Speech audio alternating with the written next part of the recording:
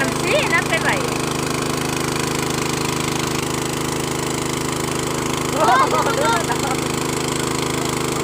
โอ้ยเจ้าก็ได้โอ้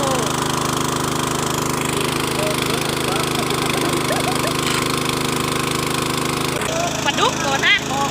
ยโอ้ยได้ไรปักมือฮันแหละเอานี่นะไอ้ไม่ยาไอ้ตัดไว้ปักไว้เวลาไปเอาปลาตัวใหญ่ๆนั่นมาใช่ยาเอามาตัดสิมาได้ขัดกุ้งเลยนะมานะ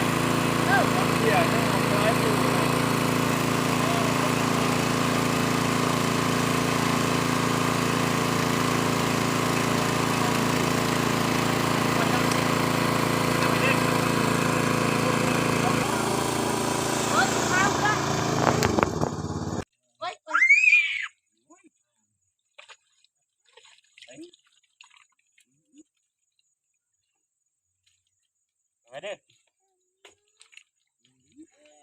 เนี่ยอยู่ล้มนั่นหลายมันเอาบนบุพระพรมึงก่อน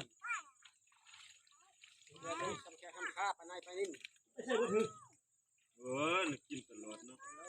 โอ้ปลาน่ะนะๆปลาเนี่ยปลาหนู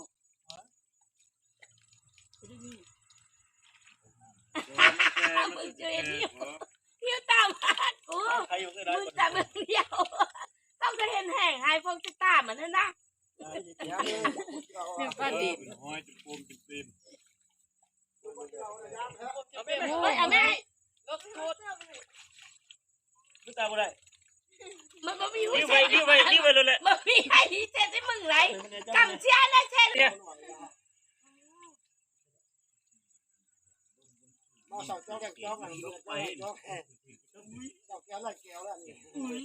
ไม่ทราบว่าแก้วอาจจะเห็นไปถกแล้วก็กันไหมที่ดินยังมาดูตัวเอ้ยไอ้นะลูกมันลงกันเลยเอาวิ่งนี่ไปก่อนนะไอ้เอาลากไปเลยนะมาไหนบ่เจ้าแล้วนางไปเอาน้ำมัน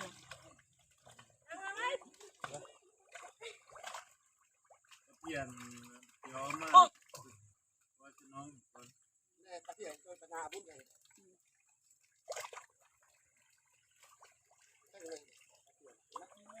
โอ้กระลุก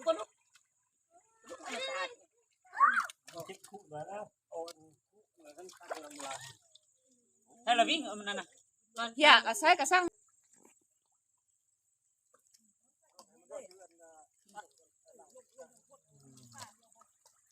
แม่เนาะมันลงข้ามมือเจ้าอะไรกระซัง